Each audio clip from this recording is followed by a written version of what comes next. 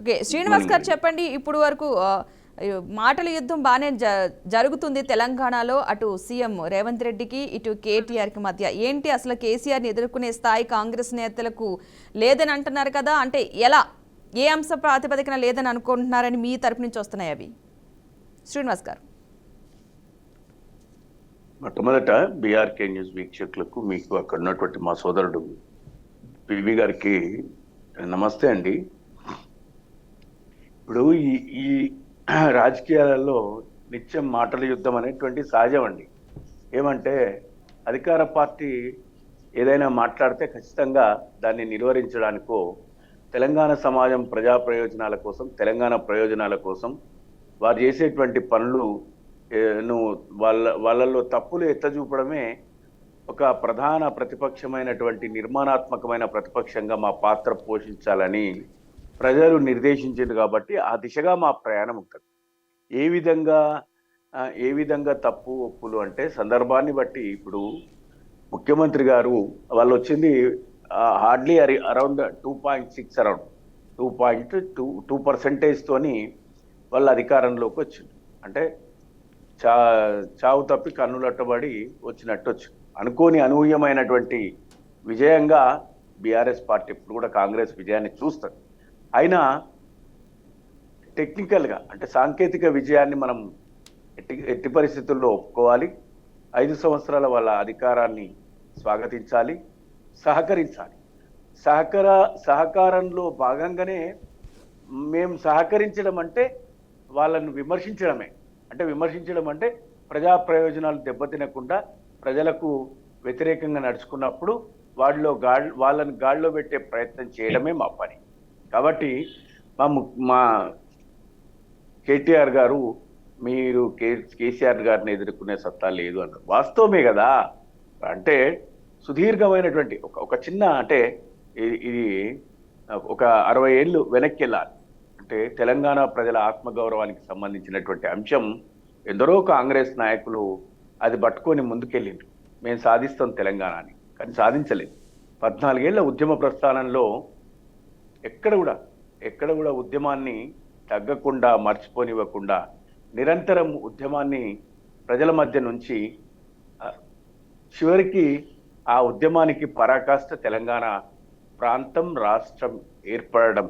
కాబట్టి తెలంగాణ రాష్ట్రం ఏర్పాటు కారణమైనటువంటి కేసీఆర్ గారితోని రేవంత్ రెడ్డి గారికి పోలికలేదు. కానీ రేవంత్ రెడ్డి గారిని తగ్గించడానికి వీల్లేదు. రేవంత్ రెడ్డి గారు ఈ రాష్ట్ర ముఖ్యమంత్రి.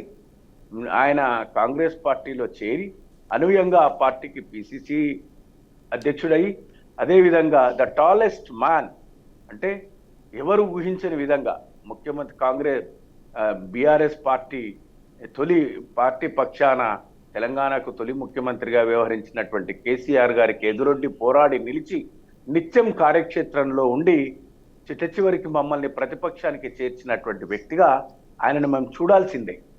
పోల్చుకోవడంలో వయసులో చిన్నవాడు, అనుభవంలో చిన్నవాడు, లేకపోతే అంత పెద్ద మహానాయకుడు అయినా ఓడించిండు. కానీ పోల్చే విషయంలో హీఈస్ నాట్ ఎగ్జాక్ట్లీ ఆయనతో కంపేర్ కాదు.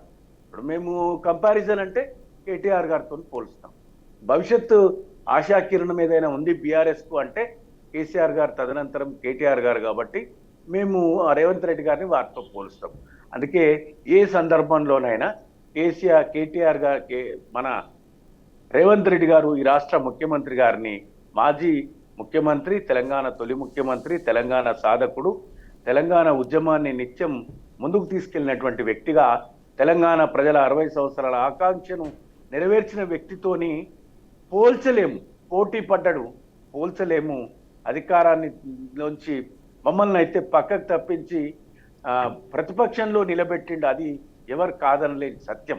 అయితే అనుభవ రాహిత్యం చేత రాష్ట్రంలో జరుగుతున్నటువంటి వారు ఇచ్చిన హామీలు నిలబెట్టుకోలేని పరిస్థితి, ఇంట్లో ఉన్నటువంటి పరిస్థితి చక్కదిద్దుకోలేని పరిస్థితి, అధిష్టానాన్ని మెప్పించలేని పరిస్థితి, ప్రజలను ఒప్పించలేని దుస్థితి, ఇవన్నీ కారణాలు, ఇవన్నీ అంశాల దృష్ట్యా మా పార్టీ నాయకులు నిజంగా వారు మా కేసీఆర్ గారితోని పోల్చుకోలేరు అనేటువంటి మాటల్లో 100% వాస్తవం ఉంది. పద్మ గారు ఇది ఎవరు కాదనలేదు, సత్యం. తాత్కాలికంగా అది వాళ్ళు అంటుండొచ్చు కాంగ్రెస్ పార్టీ, ఇంకా మేము పోల్చుకునేది ఏంది, పోటీ పడేది ఏంది, ఇంకా ఆయనతో మాకు పోటీ ఏంది, మేము దించేసినాం. అందరు దించేస్తారు.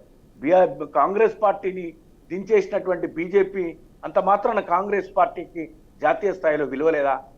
అది ఒక ప్రాంతీయ పార్టీలతో పోటీ పడుతూ ఒక దీదీ పార్టీ కంటే కొంచెం ఎక్కువ సీట్లుండి ఇలా జాతీయ స్థాయిలో ప్రత్యామ్నాయ రాజకీయాలతో ఇప్పటికీ ఇంకా ప్రత్యామ్నాయ రాజకీయ పార్టీ ఈ దేశానికి ప్రత్యామ్నాయం అంటే మేమే అని ముందుకెళ్తున్నటువంటి తరుణం.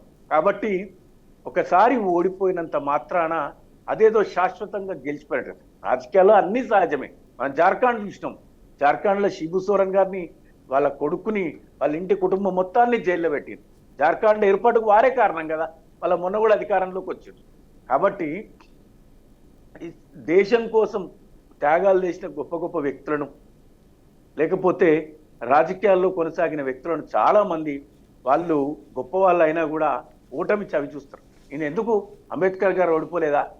మనం అందరం ఈ 70 ఏళ్ళ స్వతంత్ర భారతంలో కూడా ఈ రోజుకి ఇంకా రాజ్యాంగ స్ఫూర్తి, ఆ రాజ్యాంగ డ్రాఫ్టింగ్ కమిటీ చైర్మన్ అయినటువంటి అంబేద్కర్ గారిని ఇప్పటికి మనం మాట్లాడుకుంటున్నాం. కానీ వారు కూడా ఓడిపోయింది కదా. అంటే ఓటమి అతని యొక్క వ్యక్తిత్వాన్ని, ఓటమి యొక్క అతని శాశ్వత శక్తులను నిర్దేశిస్తుందని నేను అనుకోను. ఇప్పుడు కొడంగల్లో ఓడిపోయిన రేవంత్ రెడ్డి గారు అక్కడ మల్కాజ్గిరిలో ఎంపీగా గెలిచిండ్రు, మళ్ళీ అక్కడ కూడా ఓడిపోయారు, కామారెడ్డిలో కూడా ఓడిపోయారు, మళ్ళీ కొడంగల్లో గెలిచిండ్రు, మళ్ళీ ముఖ్యమంత్రి ఆయన. మేము ఓడగొట్టినాం, మేము బీఆర్ఎస్ ఓడగొట్టలేదా, మేము అధికారంలోకి రాలేదా? ఇది కాదు. గడిచిన 10 ఏళ్లలో సాధించిన ప్రగతి, అభివృద్ధి, సంక్షేమం, సుస్థిరత వాటన్నిటితోని బేరీజ్ వేసుకొని పోటీపడి ఒక గొప్ప తెలంగాణను ఆవిష్కరించిన రోజు నిజంగా మీరు అతన్ని గెలిచినట్టే, కేసీఆర్ గారిని గెలిచినట్టే. ఆ దిశగా మీ ప్రయాణం ఉండాలి. ఇంకొక మాట ఏమంటే, ఈరోజు కాంగ్రెస్ పార్టీ పక్షాన 3 అభ్యర్థులు, అదేవిధంగా బీఆర్ఎస్ పార్టీ పక్షాన ఒకరిని, ఇంకొక సిపిఐ పార్టీ నుంచి కూడా ఎమ్మెల్సీ అభ్యర్థులుగా నిలబడినటువంటి విజయశాంతి గారు కావచ్చు, అదేవిధంగా శంకర్ నాయక్ గారు కావచ్చు, లేకపోతే ఎంతో కాలంగా వేచి చూస్తున్న అద్దంకి దయాకర్ గారు, ఎక్కడ పోగొట్టుకున్నారో అక్కడే సాధించుకున్నారని గొప్పగా శ్లాఘించబడుతున్న దాసోజు శ్రవణ్ గారికి, సిపిఐ నుంచి నిలబడుతున్న వారి పేరైతే నాకు ఇంకా ఐడియా లేదు. వీరందరికీ కూడా ముందస్తుగా వీరందరికీ శాసన మండలికి ఎన్నికైతున్న శుభ సందర్భాన వారికి ఇవే ఆర్థిక హృదయపూర్వక అభినందనలు, శుభాకాంక్షలు.